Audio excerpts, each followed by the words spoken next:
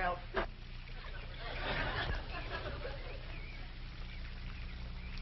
Only one bad thing about putting you still here, Granny. What's that? Drysdale place is downwind. The smell of your corn liquor or brewing is going to drive poor Miss Drysdale right out of her mind. She's a drinking woman. How do you know, Uncle Jay? Well, he kind of let it slip out. Remember when we was unloading this from the truck? Yeah? He says to me, what's that? I said, that's a still for making corn liquor. He turned kind of white and trembly, and he says, oh, please don't ever let my wife see that. I reckon she just can't leave the stuff alone. Some folks like that. Terrible. Come to think of it, that's how come she's in Boston. What kind of drinking? Yeah. Miss Hathaway says she goes all over every place looking to get cured. Them city cures no good. The minute you go to taking it away from them, they want it all the more. I could cure Mrs. Drysdale of her drinking in 2 days. How, Granny? I just tell her she could have all she wanted. When they find out you don't care if they drink, they don't care to drink. That sure would be a blessing. Over here, Elly, now. No more talk about drinking. Hey, look, everybody. Ella Mae's wearing a dress. How, Mr. Drysdale's in the house to see you. All right. My, ain't she pretty? Yeah. But, Elly, you're showing too much Baer hop. Well, that ain't her fault, Granny. She just got the dress on backwards. Elly, honey, put it on the other way around. All right. Hold it. Hold on. The world kind of a dress is that? Well, Miss Hathaway says a California sundress. Let no son of mine wear it. Daughter neither. Granny, you'd best get her into something decent whilst I talk to Mr. Drysdale. Uncle Jay, can I go swimming in the cement pond? Oh, I reckon so, Jethro. But this ain't like the swimming hole back home. You can't go in there without no clothes on. I can't? No, sir. Okay, Uncle Jay.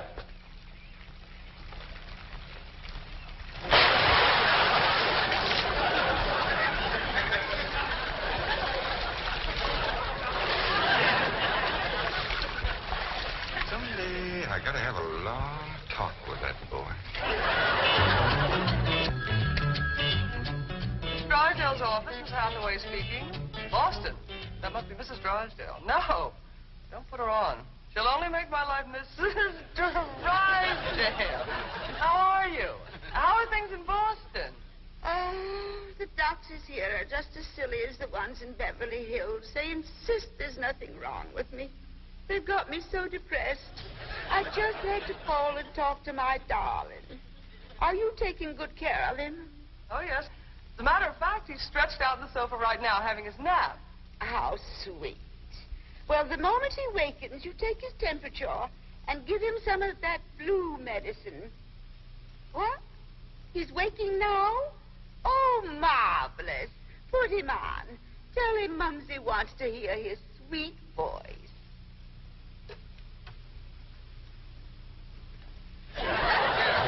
Speak to your mumsy.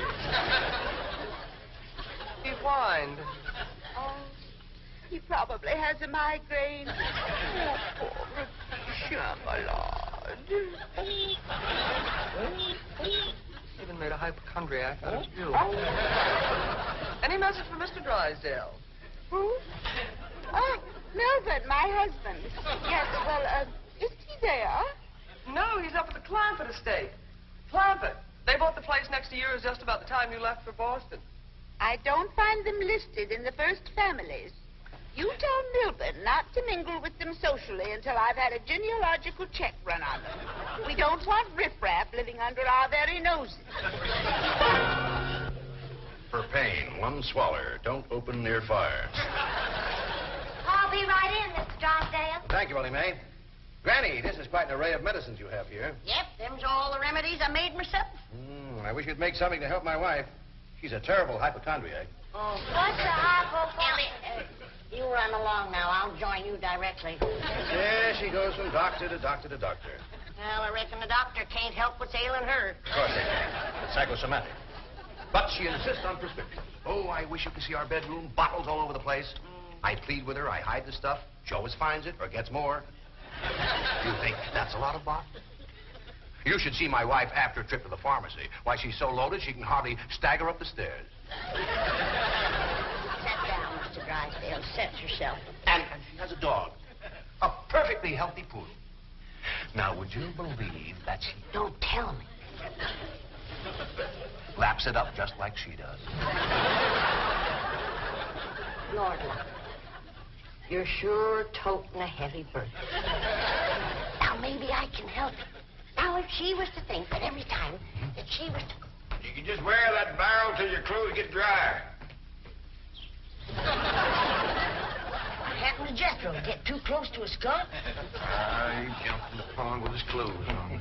Mr. Drysdale, I'm sorry to kept you waiting. Did Granny tell you about her complaints about the kitchen? Jed, I'm ashamed to mention my piddling troubles to a man bowed down with the misery he's got. You know his wife.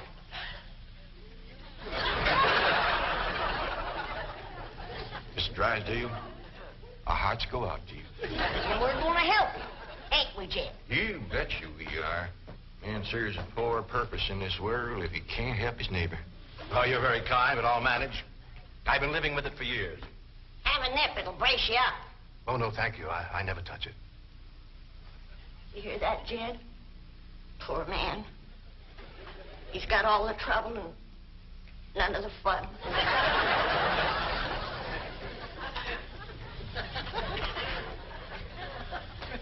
Here goes a soft-hearted woman. Yeah. Now, about her complaints. Oh, yeah. Well, for one thing, that electric meat grinder has been giving Granny a heap of trouble. Electric meat grinder?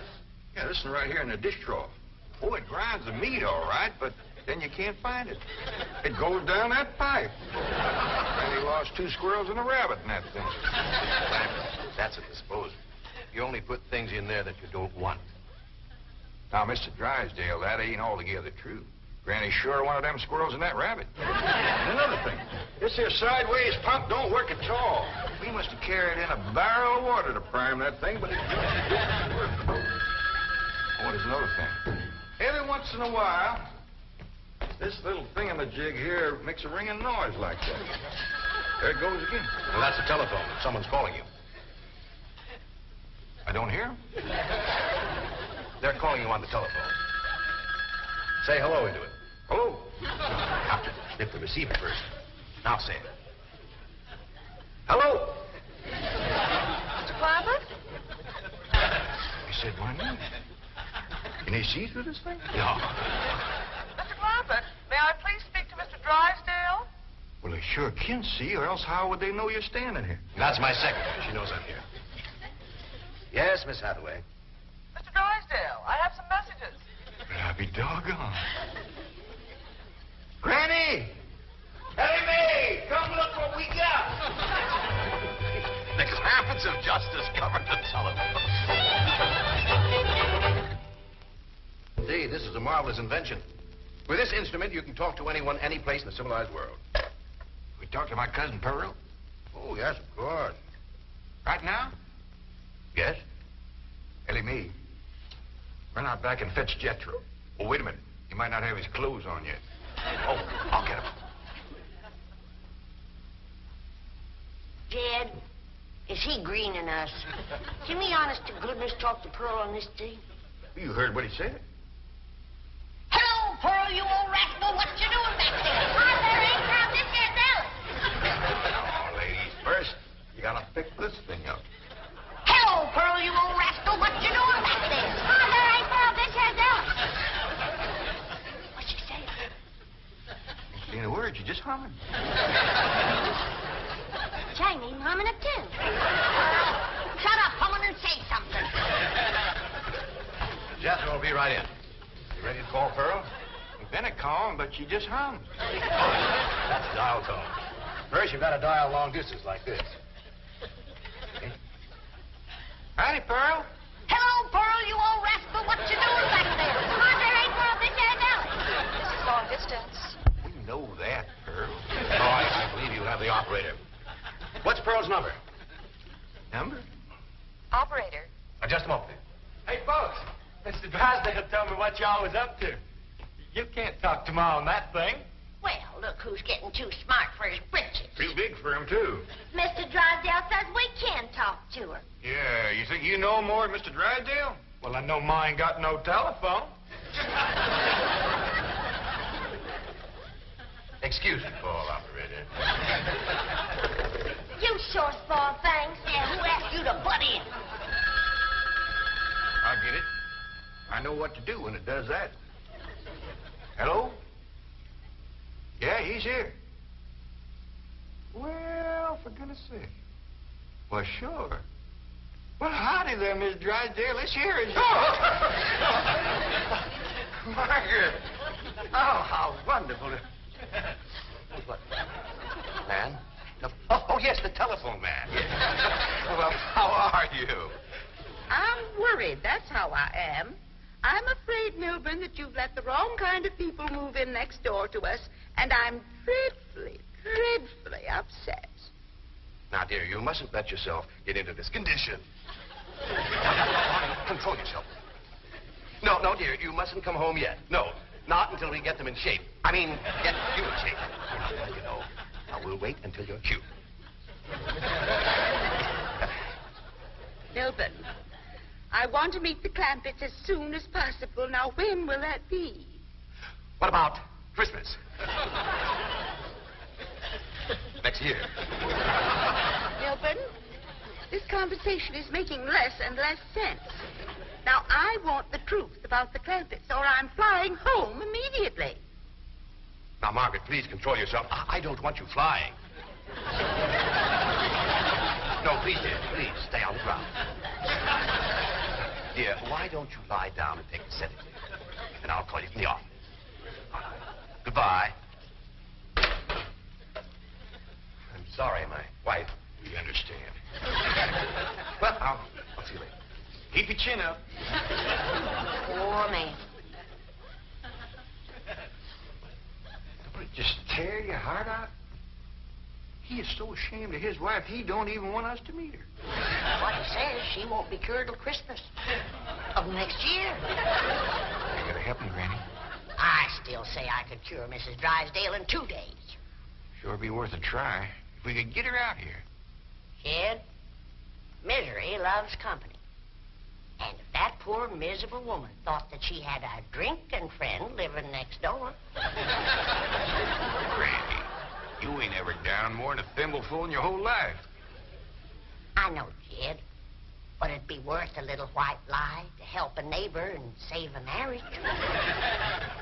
But how?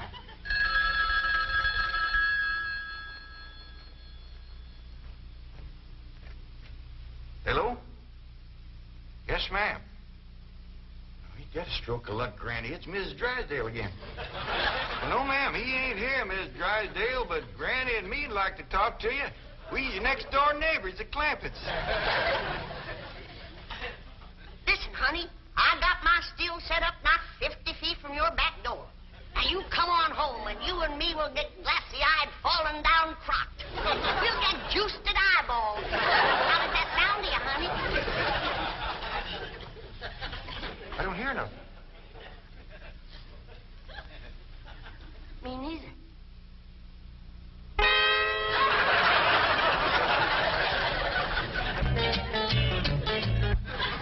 The message I got when I tried to put through your call. She's on a jet, right? Never mind the grisly details. Oh, I am ruined.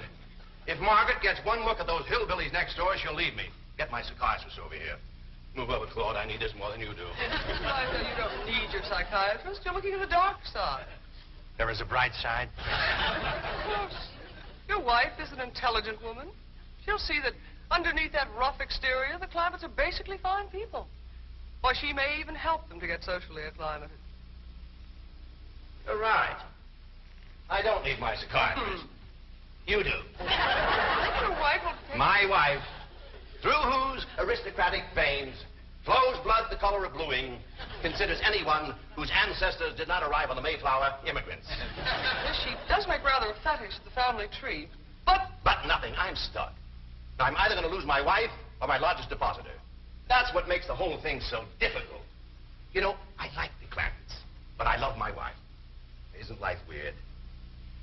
She's a snob, she's a hypochondriac, She's not young and beautiful, but I love her.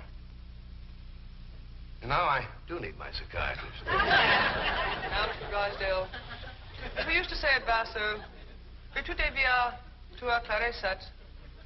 Courage will light your path. Yes, I know what I have to do. I'll go to the airport. I'll take Margaret in my arms. I'll look her in the eye and lie like a rug. I'll tell her the Clampetts have left town and put her back on the plane. I beseech you, do not become enmeshed in a web of lies. But it won't be a lie if the Clampetts are tricked into actually leaving town. But they're just getting settled. What could possibly induce them to leave town? That's your problem. Me? You expect me? But they like you. Finagle them into going to Palm Springs for a few days. No, no. I will not help you spin your deceitful web. Miss Hathaway, would you rather be an unemployed secretary or a spider with a rage? You know, I think the Clampetts might enjoy Palm Springs. Palm Springs? Where's that? It's about 125 miles from here, in the desert. Desert?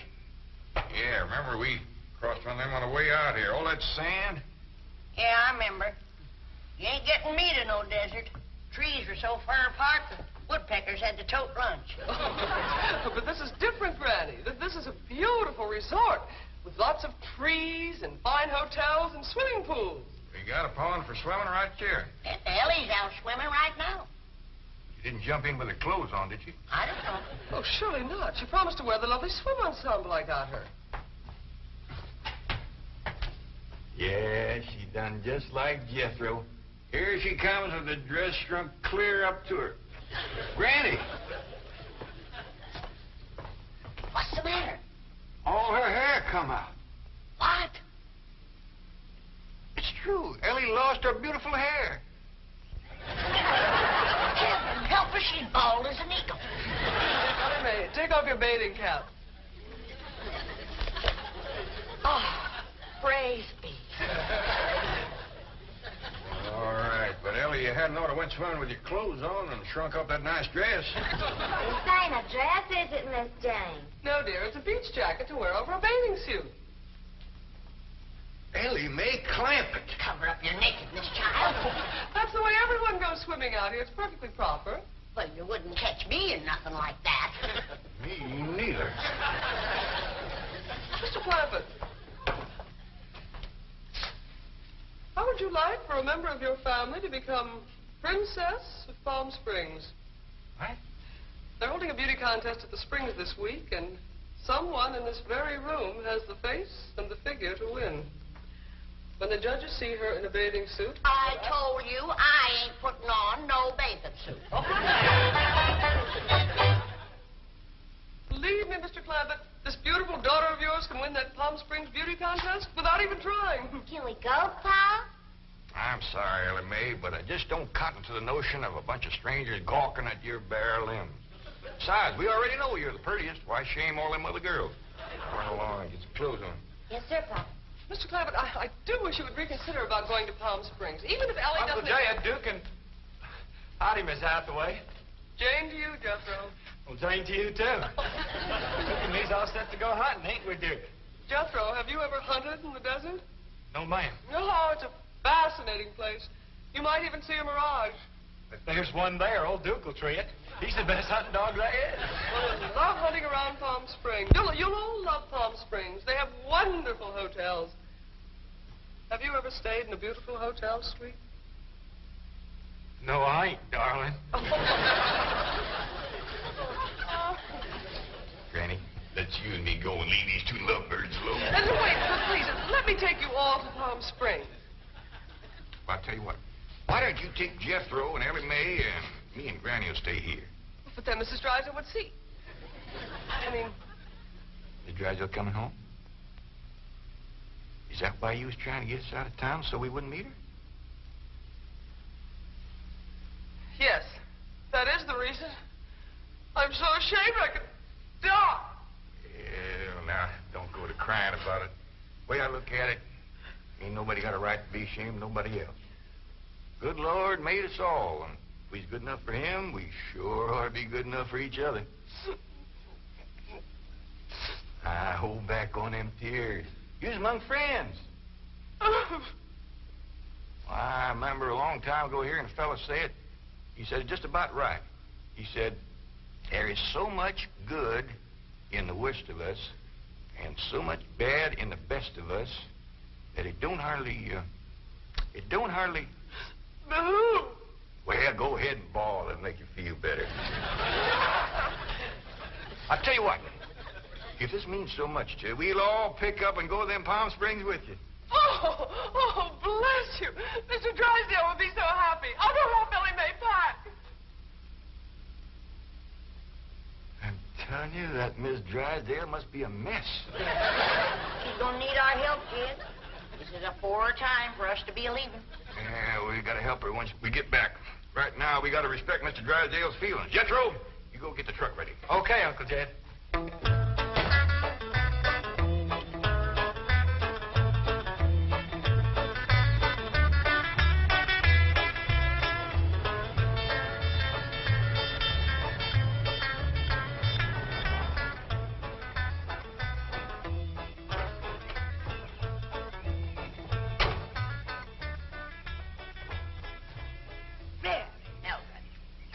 Clampetts' gardener shouldn't leave his car parked in the front driveway that way.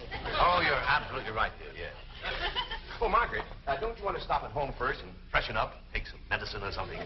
Milburn, I have just flown 3,000 miles to meet the Clampetts, and I intend to meet them right now. Well, Don, they're probably out of town. You see, they travel extensively. Oh, they're wonderful people. It'd be a shame if you missed them. But I know how anxious you are to get back to Boston and your doctors. And Sonny. How is Sonny? How's he like Harvard this year? Is it Yale? Princeton? Dartmouth? Let's go ask him.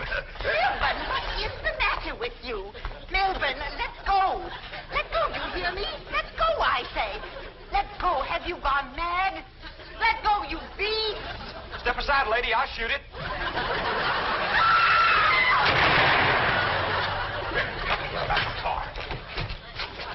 What'd you shoot, Jethro? I think it was a fox. Who's that? My wife. And why aren't you in Palm Springs? Let's get her home as quickly as possible. What's going on? Jethro shot a fox. That's Miss Drysdale, stewed to the gills.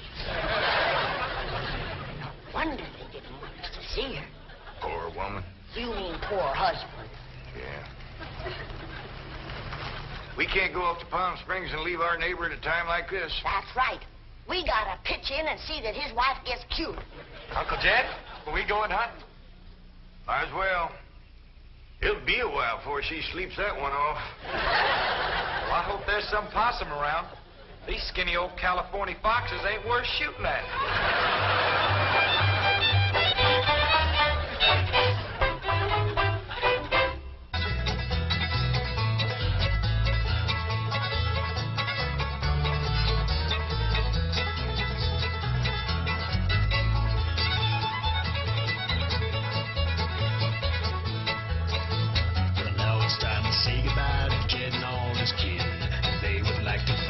For kindly dropping in. You're all invited back next week to this locality to have a heaping helping of their hospitality. Hillbilly, that is. Said a sparrow, take your shoes off. Y'all come back now.